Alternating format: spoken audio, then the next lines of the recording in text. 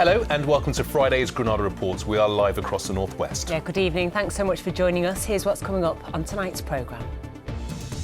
Failed by those supposed to help her. Newborn baby Ida Locke died because of her medical team's incompetence.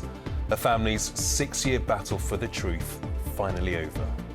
Hopefully today is the start of healing and we can now grieve this one this Friday. The horror film fanatic guilty of murdering his housemate and scattering his body parts across Salford.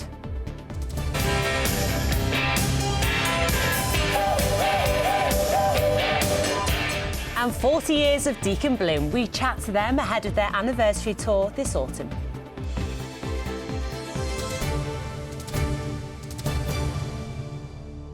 Well, first tonight, a grieving parent's battle for the truth came to a close today as the coroner ruled their 6-day-old baby girl died due to the gross failure of the medical team supposed to be there to help her.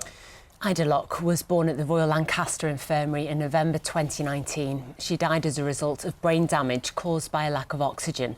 Her inquest heard how the midwives were incompetent and failed to provide basic medical care when it became clear Ida was in distress. Our correspondent Rob Smith is in Preston for us this evening. Rob. Ida's death and the subsequent investigation of it by that hospital trust was, in the words of a coroner in this court today, a damning indictment of an ineffective, dysfunctional and callous system that failed her and her family at every opportunity. There were a catalogue of failures, he said in his conclusion today, and all of that at a trust that was subject to an inquiry over maternity deaths years before. He was blunt. Not learning from mistakes, he said, is unforgivable. A place to play and a place to remember. The beach where Ida Locke's ashes are scattered is precious to her family, as is finally knowing exactly what happened to her. Ida died from a brain injury days after being born at the Royal Lancaster Infirmary in 2019. An inquest concluded her death was caused by the gross failure to provide basic medical care by 3 midwives. Her umbilical cord was compressed, depriving her of oxygen. 8 opportunities to save her were missed. A wholly incompetent resuscitation by the lead midwife was a contributing factor. It's like we're in a horror movie. We shouldn't have walked out empty-handed. No. Those last 40 minutes of that labour, it all went to hell. Ida's parents say those 40 minutes turned into years fighting for answers. Mum Sarah told the inquest she questioned whether she was at fault. Staff asked if she smoked. She never has. In summing up, the coroner pointed out how the trust disputed an independent investigation which found serious failings, while their own internal review found nothing wrong, and gave, quote, inappropriate praise to staff. Congratulated themselves in what they'd done. Great teamwork. The level of harm to Ida was always moderate. It never changed to severe, even after death. Your daughter losing her life could never be described as moderate harm. Definitely not.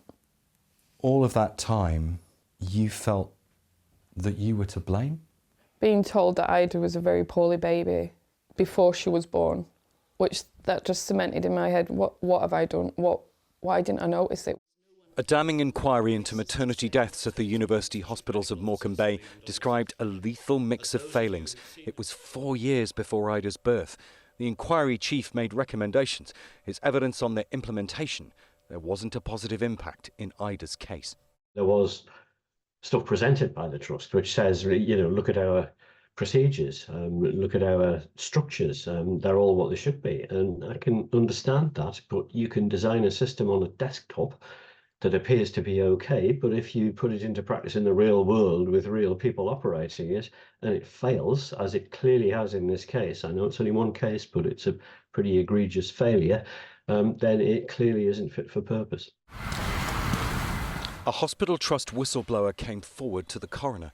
Roxanne Hetherington from Barrow told the court she raised safety concerns and claimed there'd been covering up of serious incident investigations.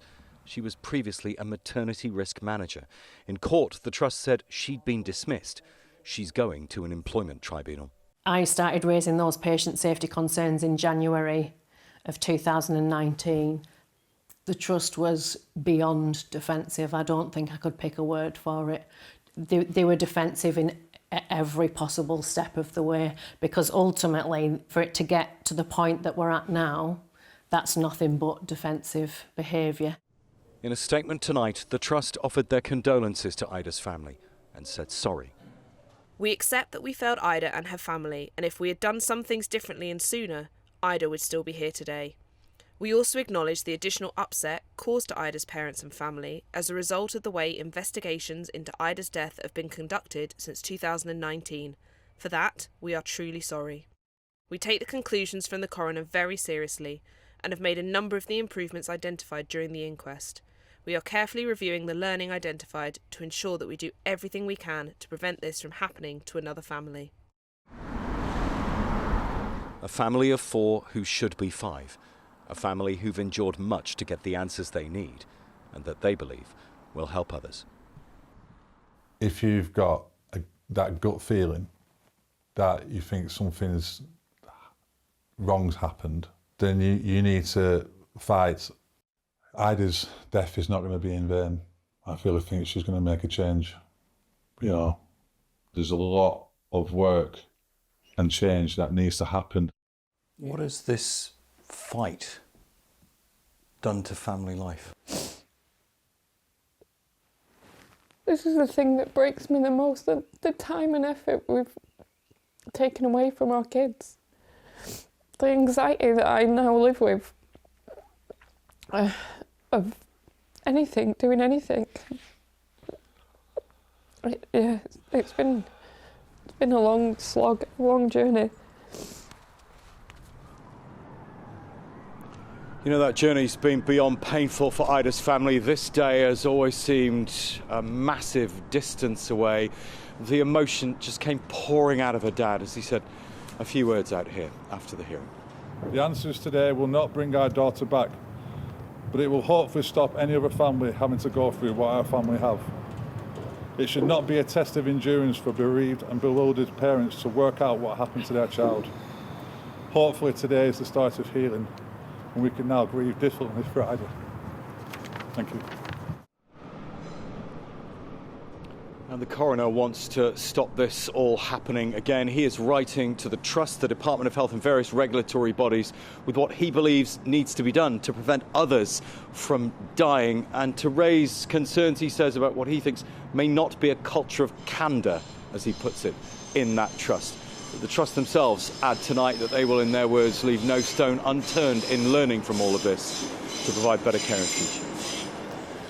Robin Preston, many thanks indeed. Well, next tonight, they'd known each other for 15 years, with some describing them as friends. But last March, 67-year-old Stuart Everett was brutally murdered by his housemate, Maricin Majerkovic.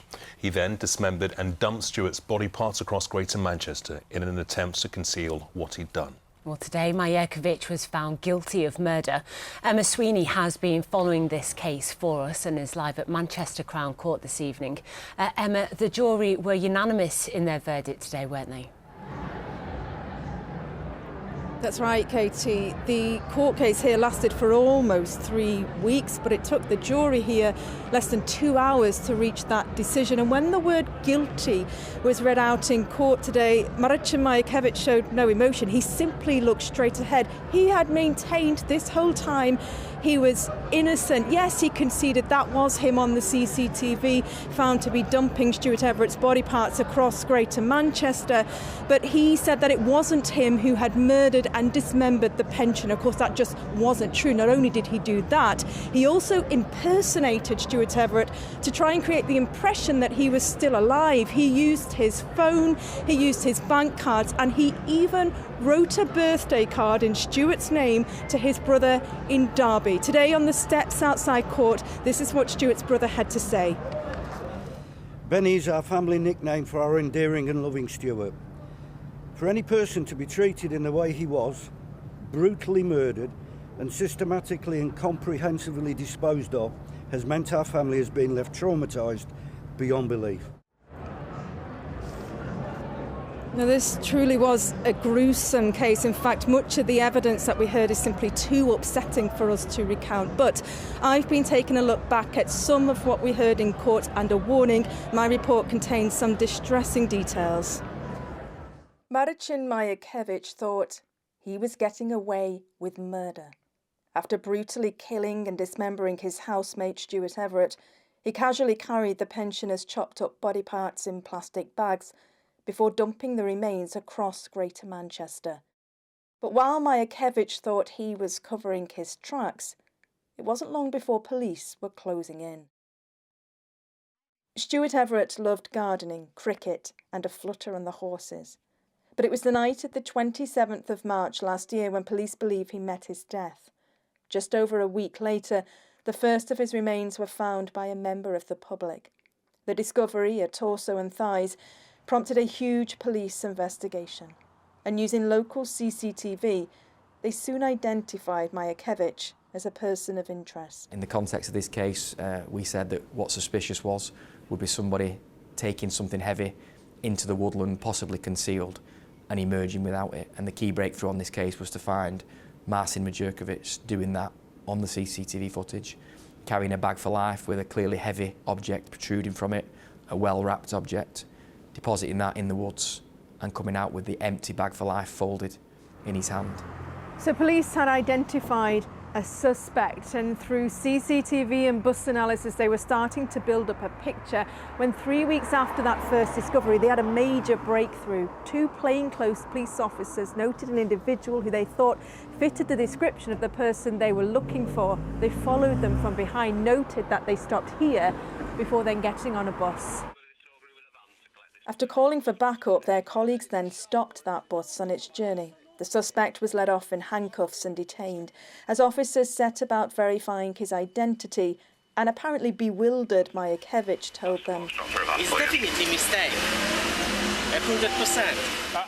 A few minutes later, he was arrested on suspicion of murder. Upon arresting Marcin Majewicz, police found two phones, one belonging to him, the other to his victim, Stuart Everett, who he'd been impersonating to give the impression he was still alive. They corroborated that data with CCTV and bus journeys, and they soon noted a pattern. We found other journeys where the behaviour was, I guess, different to what we normally go out with an empty bag, come back with our shopping. He was leaving his home address with very laden bags and coming back with no bags to hand. When police mapped those journeys, they found evidence at 15 locations and remains at 5. But even with those breakthroughs, they've only ever been able to recover around a third of Mr. Everett's body. It's possible the victim's been cut into hundreds of pieces by Marcin, and we may never make further recoveries. With the passage of time, it makes it very complicated to make further recoveries, and it's very unlikely at this point in time. There are days where he's dumped body parts, and then he's done something very ordinary, like go to the Trafford Centre and have McDonald's. Yeah. I think there's a few moments like that I guess are quite difficult to comprehend how you could do that when we know or we suspect what's been deposited. Suspicion of murder for an incident which occurred in Salford. The killer, who was found to have an obsession with torturous horror films, went to great lengths to cover up his crime. But it's rare for anyone to leave no trace at all. So there has been extensive cleaning of the floorboards, possibly sanding of the floorboards. Carpet has been removed from a different area of the address. The suspect's DNA is on the nails that's been used to tack that carpet into the ground to conceal the crime scene. He's used at least 2 devices, carpet cleaners, to try and clean up blood from the property. He's then emptied the contents of the address and that bedroom, for the most part, into a skip. To this day, police still don't know what drove Marcin Majewicz to attack Stuart Everett. It could have been over issues with money, a growing frustration with the victim, who knows. Whatever the cause, the pensioner described by his family as both unique and endearing ended up paying with his life. Emma Sweeney, ITV News, Salford.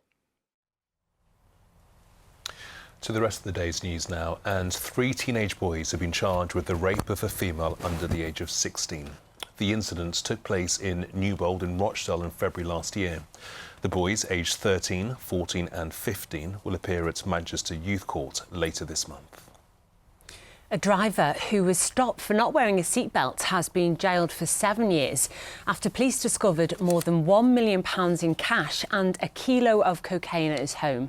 Daniel Dunn was stopped by officers in Liverpool last June. As he got out of his car, a small wrap of white powder suspected to be cocaine fell from the driver's seat, along with £600 in cash. This led officers to search his home, where more money and drugs were found, along with weighing scales and a machine to count the money. Police have released new CCTV footage of an escaped prisoner from Lancashire. 33-year-old Jamie Cooper is seen here in Preston after he faked a medical emergency and overpowered security guards transporting him on the M55 motorway. Police say he should not be approached. Air travellers are being told to turn up as usual at our region's 2 airports after a fire affected services at London's Heathrow. Manchester Airport reported that it accepted 5 diverted flights from Heathrow earlier, while 6 flights due for Heathrow had been cancelled. Liverpool Airport said there's no impact on its services. OK, on to sport now, and a new era for England starts tonight with Jordan Pickford impressed by his new boss. Hi, Chris. Hi, yeah, that's right. The reign of Thomas Tuchel begins with a World Cup qualifier against Albania tonight. You can see that game on ITV from 7 o'clock. It's the start of the journey to USA 2026, and Tuchel has challenged his players to lift their first trophy in 60 years. Everton goalkeeper Jordan Pickford says he was inspired by the new manager's motivational speech this week. We know we've got a qualifying group and want to finish top. That's our main goal, and be on that plane to go to the US next summer. And he wants us to be at our peak going to the US next summer. And yeah, it was very inspirational and, you know, demanding in the right way. But that's what we like as players, you know. He set the tone early doors, and we need to lead that as well. Now to some international stars of the past who are dusting off the boots to help the city which hailed them as heroes. Former Liverpool players Fabio Aurelio, Sander Westerveld and Yossi Benayoun will again play for Liverpool at Anfield this weekend in a Legends match against Chelsea for the LFC Foundation. Now, the life expectancy in Liverpool is lower than the national average, so the players have been helping out at one of the Foundation's health programmes. Yeah, giving back to the community is so easy for us former players, and yeah, I wish I could do this for the rest of my life, because it gives so much also to us. The city of Liverpool is something like the 3rd or 4th most deprived area out of 300 odd in the UK, so I think that shows the need. I think football clubs are well placed to offer that support. It's the face of the club, is the community, no? Because once you become a red, like I was blessed to be the first Brazilian to play for Liverpool, and from the first moment I could see like they walk together. Now to a band who are celebrating an incredible 40 years in the business. Deacon Blue are famous for hits such as Dignity and Real Gone Kid. While they hail from Glasgow, they are absolutely massive in the northwest. Yeah, and for that very reason, they're kicking off their brand new tour in Liverpool in September. Our entertainment correspondent, Caroline Whitmore, caught up with them at the M&S Bank Arena a little earlier.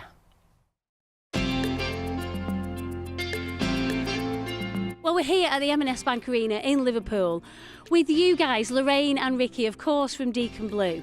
You're kicking off your arena tour in September here in Liverpool. It's a great place to start. This is the day of release for our new record, so it's right by the Mersey. Feels like a very lovely thing. I mean, Liverpool has become a very special city for us, and it always feels a bit like a homecoming to come. And Lancashire is a very special county for us, because I think we spent a lot of time doing gigs in this part of the world. Manchester, I think we played every gig on the way up to now playing the arena. So yes, it's very special. But we arrived here this morning and the taxi driver dropped us off outside this place. I've never really been outside this place.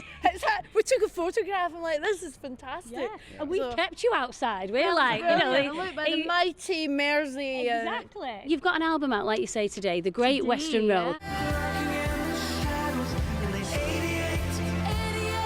We've had a brilliant time recording it, and we're very, very proud of it. Celebrating 40 years, aren't you? Towards the end of 1988, we thought, oh, we might get in the top 20, we might get in the top 10, and of course we just finally sort of crept in there. Top 10, that was Real Gone Kid. It did change your life because it suddenly meant that your music was going out all over the place. What is the one song that you know all your fans are going, please sing that one? Well, I think most people would like to hear Dignity when they come.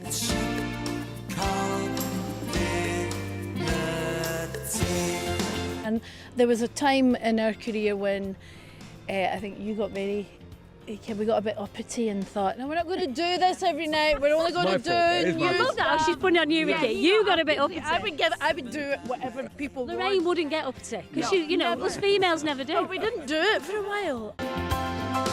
We do Dignity. I love that you're not being uppity anymore, Ricky. We know that you two have been married for 35 years. My nana and granddad were together for over 60 years, and they said never go to bed on an argument. We're going to bed in one tonight after that uppity comment.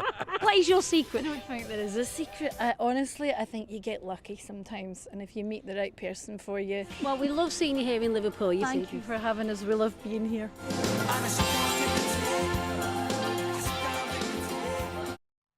Amazing stuff. 40 years in the business and they are still going strong. My wife went to see Deacon Blue a couple of years back with her dad and she said it was such a lovely show and had real good quality dad-daughter time. So, yeah. I bet. How many times have you sung Deacon Blue on the old karaoke? A couple. Here's the weather. Here's Emma.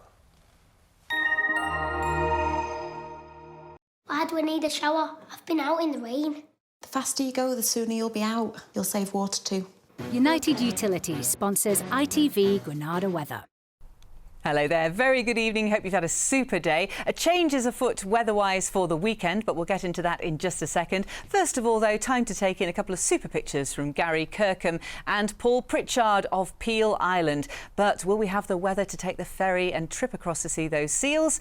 I don't think so. It's turning quite unsettled, windy at times, spells of rain and showers, and turning cooler thanks to low pressure pushing up from the southwest. Then it's going to be replaced by high pressure from the west. So into the start of next week, everything settles down again and it becomes drier. You can see we have the warm colours over us at the moment, however. They don't get shifted out of the way as all these changes start to happen. They just get watered down a little bit. And so temperatures decrease degree by degree, day by day. But nothing drastically cool into the start of next week. Rewinding to the next few hours, the Isle of Man's had a taste of rain today. The rest of us see that through the early hours of the morning. The cloud increasing this evening, murky and misty everywhere with lots of hill fog around as well. And still quite breezy out there too. Obviously temperatures hold up and we are frost free with all that cloud and rain. Sun's up tomorrow, 6:09. It'll be a wet start for many of us, and also the Isle of Man is eventually going to be on the edge of the heavier rain over Northern Ireland. Elsewhere, the rain clears to sunny spells and some showers. Some of these could be heavy. There could be a rumble of thunder in there too, maybe 10 to 15 millimetres of rainfall in places. You can see temperatures still way above the average 8 to 10 Celsius, but definitely on the slide. And then as we move into Sunday, pressure starts to build again from the northwest, and so there's going to be less rain around on Sunday and it'll be brighter on Monday. That's it. Bye-bye. United Utilities sponsors ITV Granada weather. Just before we go, we just want to say a special thank you to some firefighters who helped get Granada Reports on air this evening. Yeah, our producer Rachel managed to somehow get a hand trapped in her son's car seat, but luckily White Watch from Eccles Fire Station turned up at the end of their shift to help free her and get her to work on time. It's amazing that after all that trauma, Rachel had a huge smile on her face in the newsroom. I guess that's what happens when you get visited by a load of firefighters, Rachel. It took 5 to free a finger. I need a hero. Bye-bye. Bye-bye.